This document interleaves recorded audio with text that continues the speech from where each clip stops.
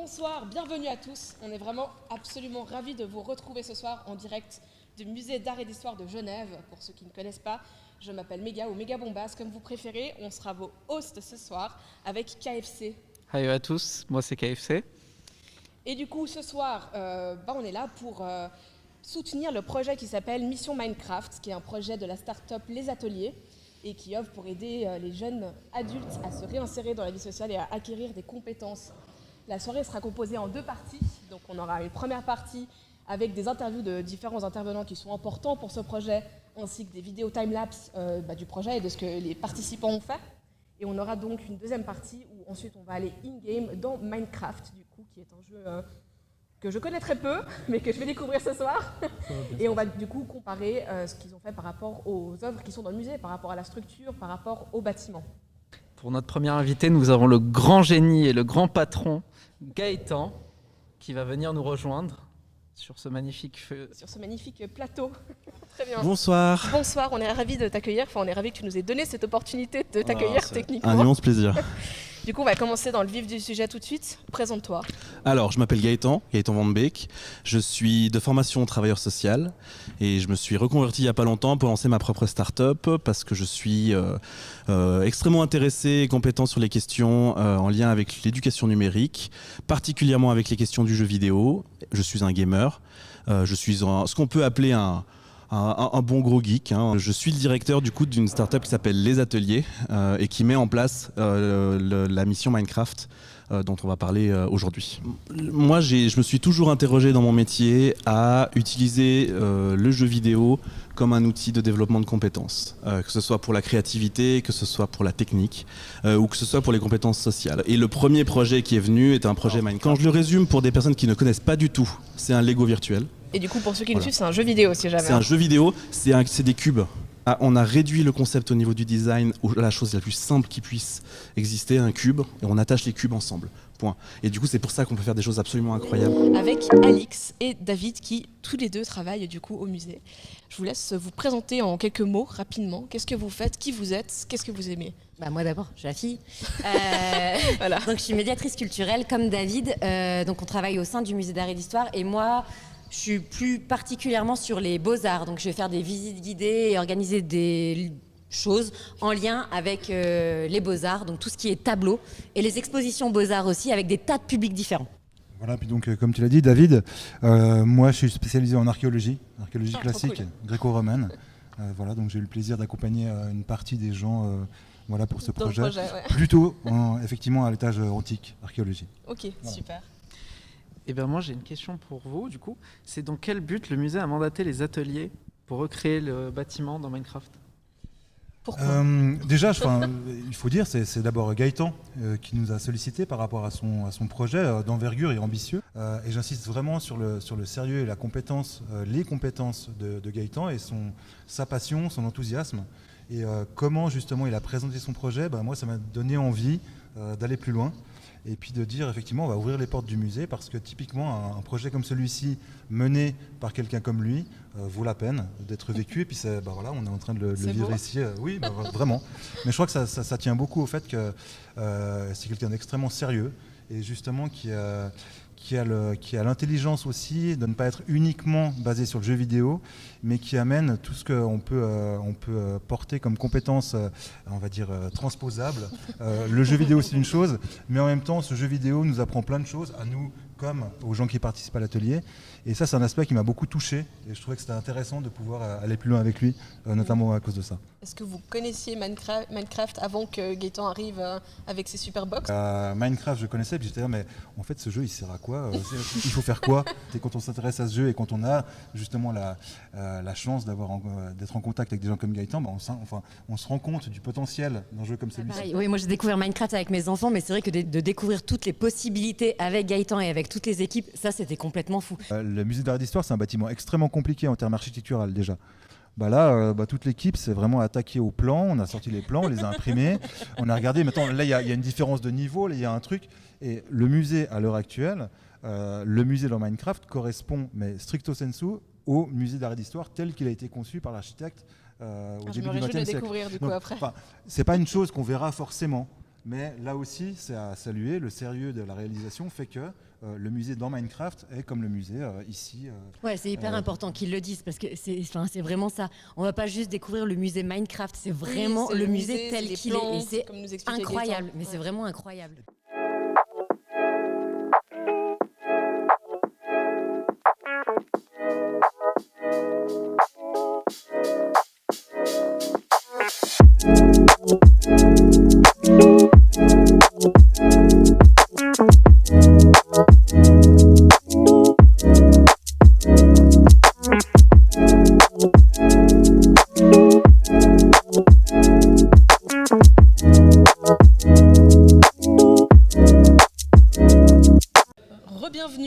Re-bienvenue dans ce superbe live, toujours en direct du musée, ça va pas changer. Donc maintenant on accueille Curtis et Antonia qui sont donc des participants à la mission Minecraft. Est-ce que vous pouvez vous présenter rapidement ? Bonjour, je me présente, je m'appelle Antonia et je suis participante au projet Minecraft. Bonjour, je m'appelle Curtis, j'ai 19 ans et je suis participant au projet Minecraft.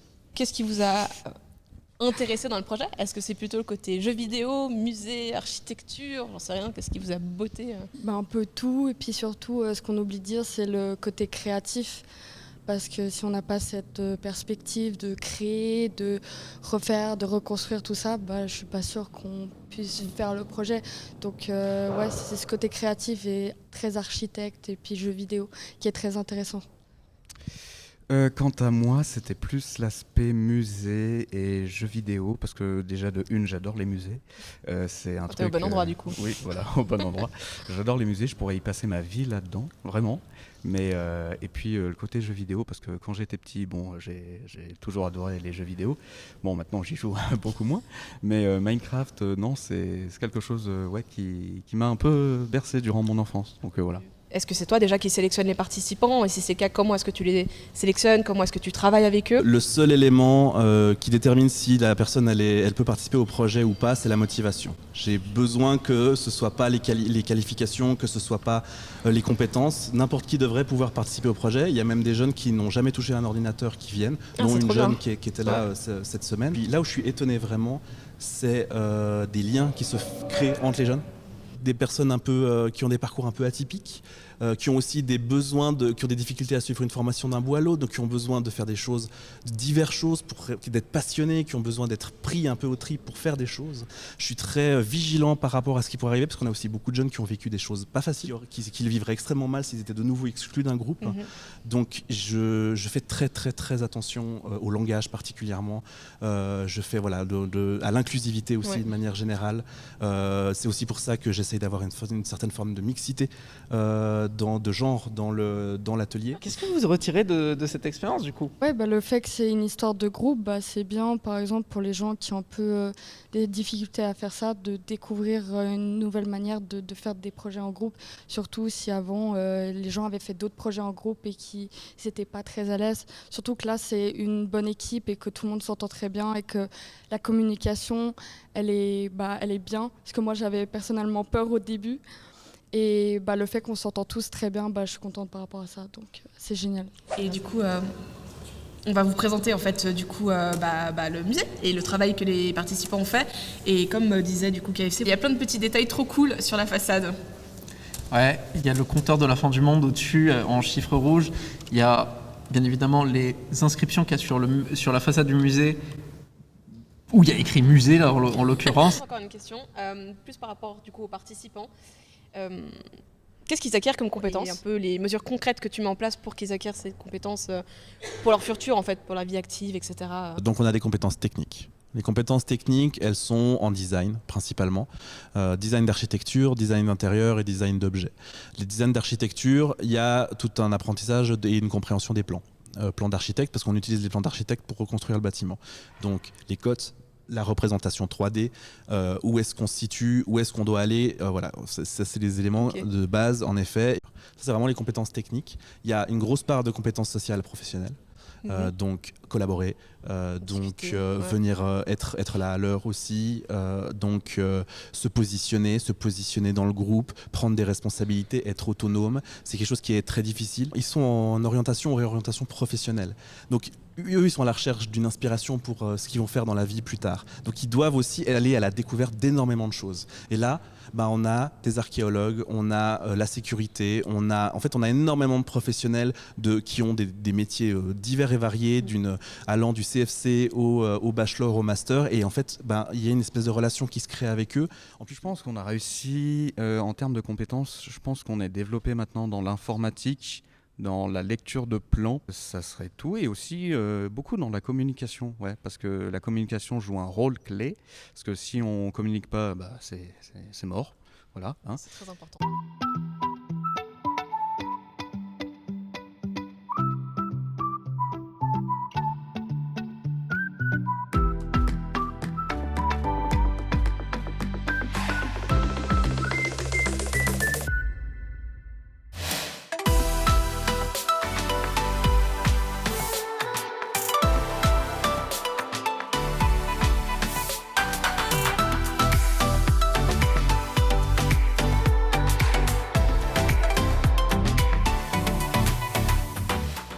On va revenir un peu plus à la mission Minecraft et pourquoi le musée ?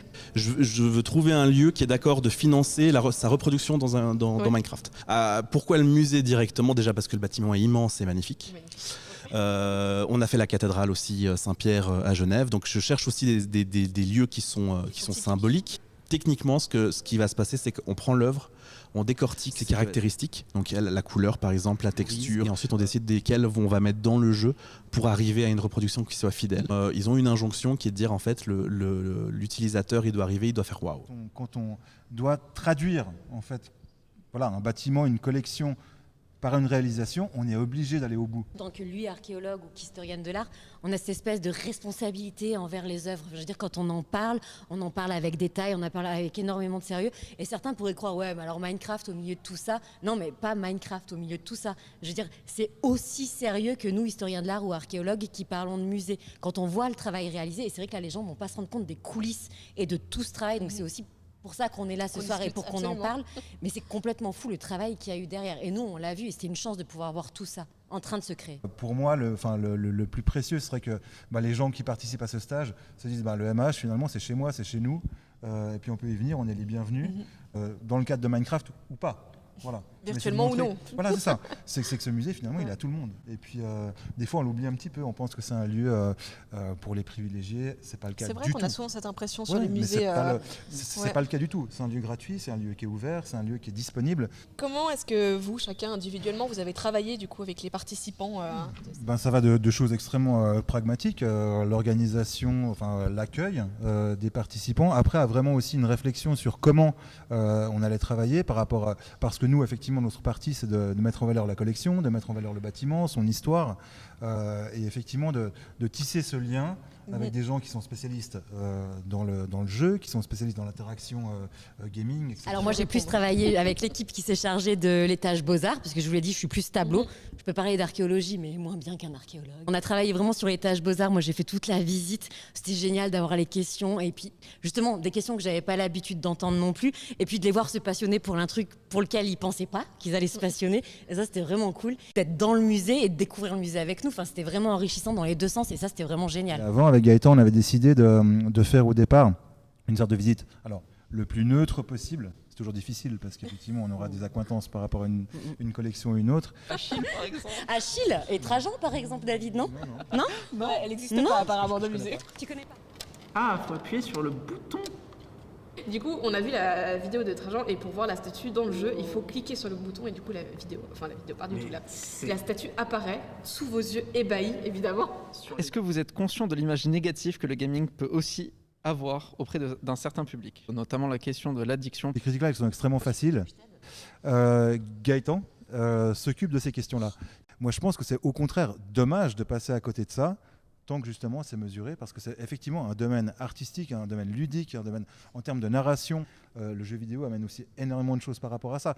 Donc, Et puis développe des choses, enfin intellectuellement, neurologiquement bien sûr. parlant. Et du coup, associer le musée à ça, c'est aussi montrer, mettre en avant ça, la créativité et le fait que on s'enthousiasme les uns les autres et on fabrique quelque chose qui rentre dans le milieu culturel et pas seulement dans le milieu du gaming. À partir du moment où on y met un choix, où on y met un engagement et où on est capable de construire sa relation avec le jeu, construire sa culture autour du jeu vidéo et son identité, on s'éloigne du risque d'avoir une utilisation excessive. Mais l'utilisation du jeu vidéo pour le développement de compétences qui amènerait vers vers un emploi et vers le développement de compétences en lien avec une activité professionnelle, là on s'éloigne fortement de la question d'utilisation excessive et on est vraiment sur le côté de l'expression, de la créativité et tout ça. C'est une question de positionnement simplement des différentes structures culturelles. Si on accepte l'importance du jeu vidéo, Minecraft, alors après c'est le jeu vidéo le plus joué, le plus vendu, etc. Donc c'est un peu facile, entre guillemets, de dire oui.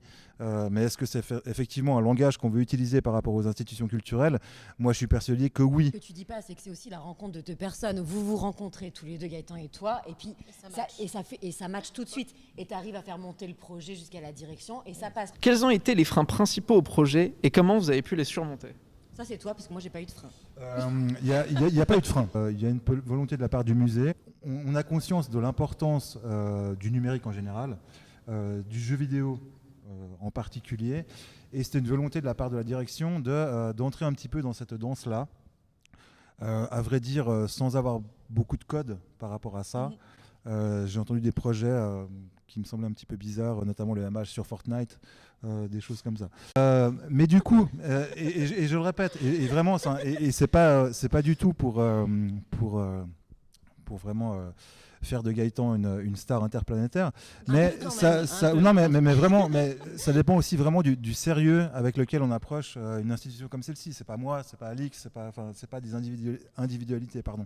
C'est vraiment, Gaëtan est venu avec un dossier, Gaëtan est venu avec beaucoup d'ouverture aussi, et puis pas seulement une casquette. Je suis expert dans Minecraft. Il y avait beaucoup d'autres choses aussi par rapport à son travail, avec qui il travaille, comment il travaille, et ça du coup ça rentrait beaucoup dans les différentes missions, dans les axes de travail que le musée se propose d'honorer en fait. Et du coup donc il tombait à pic, et le sérieux de sa démarche fait qu'on aurait pu refuser, mais en même temps il n'y avait aucune raison de le faire. Voilà. Et c'est un Gaëtan, succès. ce grand génie. Donc du coup, pour monter, on va appuyer 2 fois sur l'espace pour se mettre à voler, parce que je sais D'accord. plus où sont les escaliers. Et comment est-ce qu'on vole jusqu'en haut? Alors du coup, tu vas retourner un peu à gauche et tu vas t'envoler et ce sera derrière toi. Quoi? Attends, Voilà. je vais où? Je vais là? Ok. Alors si jamais dans la vraie vie ça marche pas. À quand une aile du musée de l'art réservé aux jeux vidéo? On accueille des expositions d'art contemporain tous les ans. Le canapé sur lequel on est assis est un vestige d'une de ces expositions d'art Mais contemporain. à ma connaissance, il y a déjà la bibliothèque de la Cité, qui a un étage consacré aux jeux vidéo, à l'expression numérique, entre guillemets. Même si on accueille des artistes contemporains aujourd'hui, on va grosso Notre modo collection s'arrête dans les années 30-40. au XXe siècle. Donc on n'est pas encore, et c'est pas notre mission non plus, de travailler sur ce sujet-là. Comment tu t'es dit, on va faire un live dans le musée? On a installé tout le setup. Déjà, j'avais vu Le setup, donc c'est les Minecraft Box. Oui, les Minecraft Box. J'installe dans la salle et je dis waouh. Enfin, j'étais déjà en train de me dire, ça fait vraiment LAN quoi. En fait, c'est vraiment une LAN. Il me manquait du coup 12 tapis de souris. Donc, je suis allé à la Fnac. J'ai acheté 12 tapis de souris. Et quand je suis arrivé à la caisse, forcément, la personne qui était en face de moi engage la discussion parce que personne va acheter 12 tapis de souris. Très naturellement, elle me dit en gros, super, c'est où? C'est streamé où? C'est un live caritatif? Enfin, vraiment, en fait, tout de suite, c'était évident pour Déjà elle. dans le bain quoi. Ouais, vraiment en mode. Voilà. Et là, en fait, clairement, le vendredi d'avant, je me suis dit, mais en fait, oui, je suis con, putain, en fait, il faudrait faire un live. C'est-à-dire que tu leur offres l'escape game, si je me trompe Oui, pas. alors tout à fait. Donc alors, le mandat spécifiquement ici, c'est de reproduire le musée, et de faire un escape game. Et puis pour le coup, l'idée c'est d'aller à la rencontre de la collection via un escape game qui sera présenté le 7 décembre et qui sera ensuite mis à disposition. Et du coup là actuellement, les participants et les participantes sont en train de construire un escape game qui sera, et ça c'est assez important, qui sera à destination de tout public, principalement public adulte. Et surtout à des personnes qui n'ont pas forcément joué à Minecraft dans leur vie. Et Gaëtan, vas-y. Petit mot de la fin. Le musée n'est pas fini, le 7 décembre on finira le musée, potentiellement peut-être, j'espère, je croise les doigts avec de nouveau un live, où il y aura la présentation aussi de l'escape game en réalité virtuelle et tout ça, le 7 décembre, un gros événement au musée d'art et d'histoire, et on espère avec la même équipe.